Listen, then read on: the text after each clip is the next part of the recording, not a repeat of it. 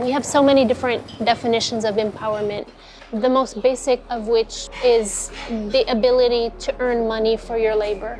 But I just think that there's so much more to it.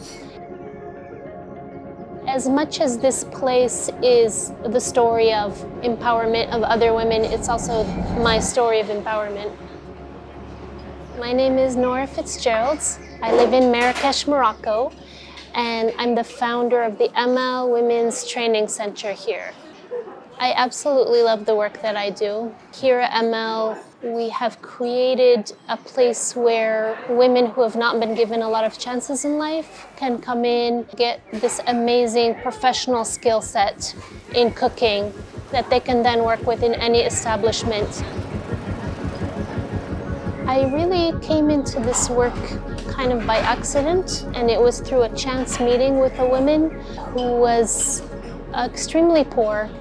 She was a mother to 2 young children with no support from the father. To be with her and to be with her babies and to see that, for example, she couldn't afford to buy them formula, so she would give them tea in the baby bottle. And it almost seems ridiculous that we've created this reality. And when it's juxtaposed with like just some of the lavish lifestyle that we see here in Marrakesh, it just seems utterly morally wrong. I thought to myself, well, what's my role? How am I participating in this world?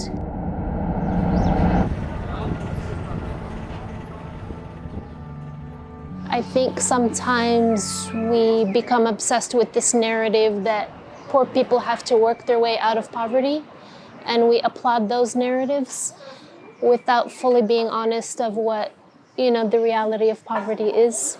Almost every day I see examples of where that's an unfair burden of placing the burden of poverty on the poor person themselves. One of my big inspirations for this work is a woman named Aïcha Chenn. She was a social worker in the 1980s. She especially worked with young women who were pregnant and were not married. Aïcha decided that these mothers and these children deserve the chance to stay together, and that was like revolutionary at the time. She went on to build this amazing organization in Casablanca called Solidarité Féminine. They have a restaurant. I remember being there and I was looking around and I said to my sister, it'd be really nice if somebody opened something like this in Marrakesh. And she looked at me and she said, it's gonna be you. I was like, what? I came home from that trip. I called up 2 of the women that I'd been trying to help in other ways, and I asked them if they would be up for trying a cooking project. That's what we did for a year. It was just me and 2 women. By 2012, that all coalesced into Amal.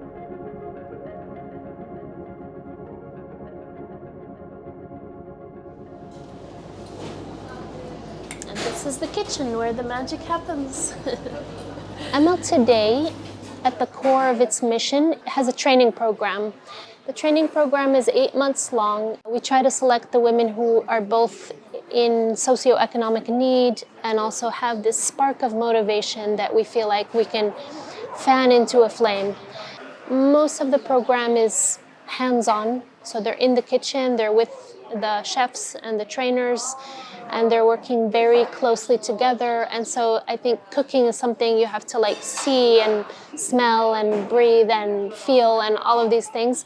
So they really get to do that. And the food that they produce together is sold to actual paying customers. So the stakes are pretty high.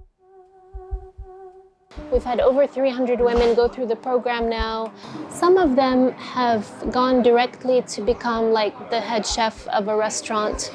But the important thing that we try to do is try to get them into the formal work sector. So for many of them, it's their first work contract that they ever get.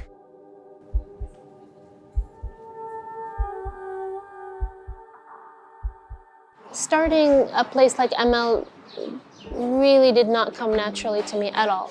I'm more of an introverted person. I'm not like a natural leader. So I went through a period where I really wanted to do this work. I wanted to create Amal, but I didn't want to be in any way like associated or like seen or receive any quote unquote glory. I wanted to just do it and disappear. I think it was like after a while, I just realized like I wasn't doing anyone a favor by disappearing. It's not like other people can exist more if you exist less. And now I feel like if I'm given any type of opportunity, then I seize it and I use that to speak this truth, which is to bear witness to the strength and beauty and capacities of the women that I work with. Moroccan women are they're just strong, they're just solid. Like you can be a grandmother who's never worked outside of the house and you are this powerful person. I feel like I stand on the shoulder of the Moroccan warrior women who came before me. For example, Aïcha Chenn, if she hadn't battled in the trenches for decades, I couldn't be doing what I'm doing. I think it's really important for some of us to carry this forward. I'm excited to be part of this. I'm excited to learn from these women every day and to, be part of this movement.